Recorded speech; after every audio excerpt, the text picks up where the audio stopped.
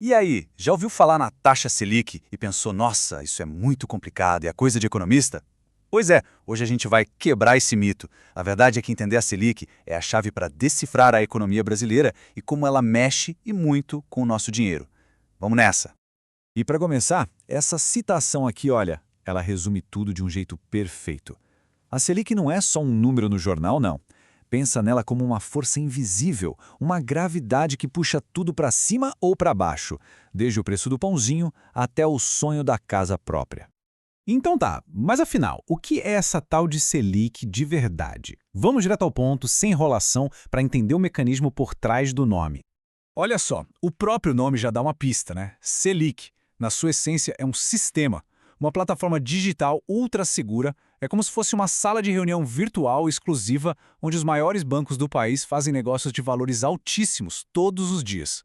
E aí, dentro desse sistema, que a coisa acontece. Pensa na cena. Fim do dia, o banco A está precisando de grana para fechar o caixa e o banco B está com dinheiro sobrando. O que eles fazem? O banco B empresta para o A, mas é um empréstimo super rápido, de uma noite só, o famoso overnight. E para garantir que tudo vai dar certo, o banco A deixa títulos públicos como garantia. E a taxa de juros cobrada nessa operação, essa é a famosa taxa Selic.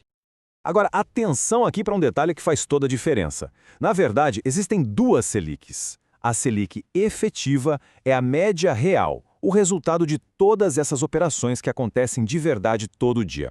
Já a Selic meta é o alvo, o objetivo que o Banco Central define e anuncia para o mercado. E o trabalho do Banco Central é justamente fazer com que a taxa real fique o mais colada possível na meta. Ok, a gente já entendeu o que ela é, mas a pergunta de R$ 1 milhão é: por que essa taxa sobe e desce o tempo todo? A resposta é simples: controle. A Selic é a principal ferramenta que o Banco Central tem para pilotar a nossa economia. E essa analogia aqui é brilhante. A cada 45 dias, um grupo chamado Comitê de Política Monetária, o Copom, se reúne para decidir exatamente isso, se é hora de pisar no freio ou no acelerador para manter a economia nos trilhos. O pessoal do Copom olha basicamente para dois grandes problemas. De um lado, uma economia voando, superaquecida, com inflação lá em cima, comendo o valor do nosso dinheiro.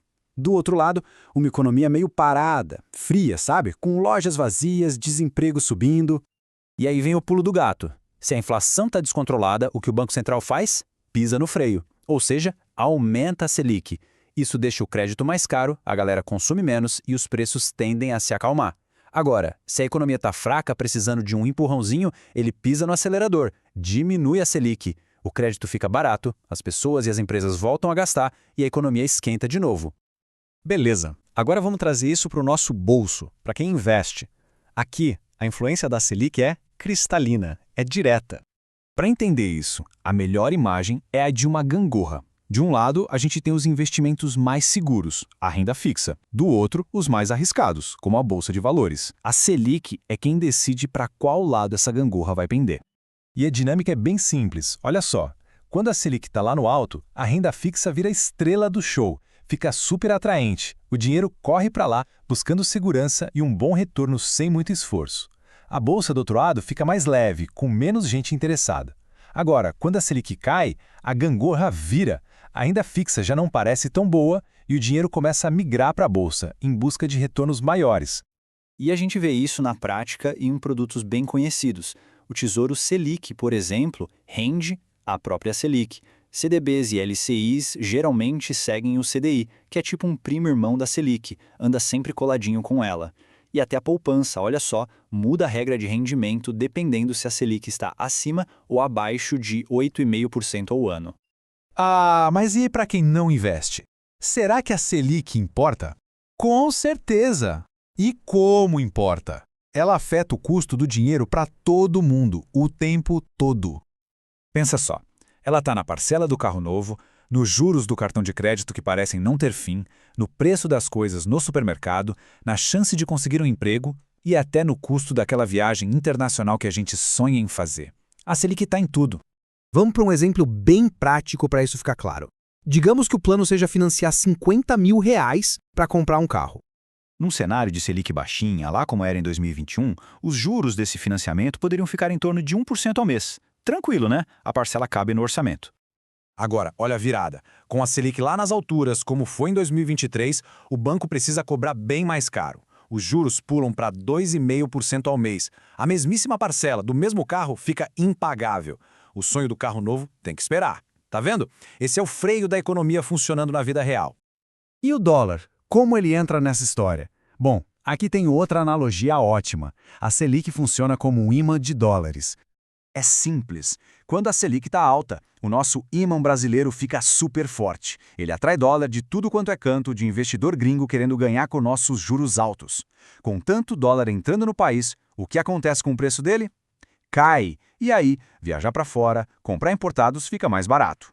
Agora, se a Selic cai, o imã desliga. O dinheiro estrangeiro vai embora e com menos dólares circulando, o preço sobe. Agora que a gente viu todas as peças, vamos montar o quebra-cabeça e ver como tudo isso funcionou na prática, num exemplo bem recente que todo mundo viveu. Lembram de 2021? Selic no chão, a 2%. E o que aconteceu? A inflação disparou. Aí o Banco Central teve que agir e pisou no freio com tudo. Foram 12 aumentos seguidos. A Selic foi parar lá em 13,75%. Foi um remédio amargo, mas funcionou. A inflação começou a ceder. E agora, com a coisa mais controlada, eles estão aliviando o pé do freio aos pouquinhos. E essa frase aqui, ela resume perfeitamente a lógica por trás de tudo isso. Ninguém gosta de juro alto, é claro, mas às vezes ele é o único remédio eficaz para curar a febre da inflação. Então, da próxima vez que aparecer no jornal uma notícia sobre a reunião do Copom ou a taxa Selic, a história vai ser outra, não vai ser mais aquele bicho de 7 cabeças. E a reflexão que fica é, sabendo de tudo isso, como muda a nossa maneira de enxergar as notícias e principalmente de cuidar do nosso próprio dinheiro, fica aí para a gente pensar.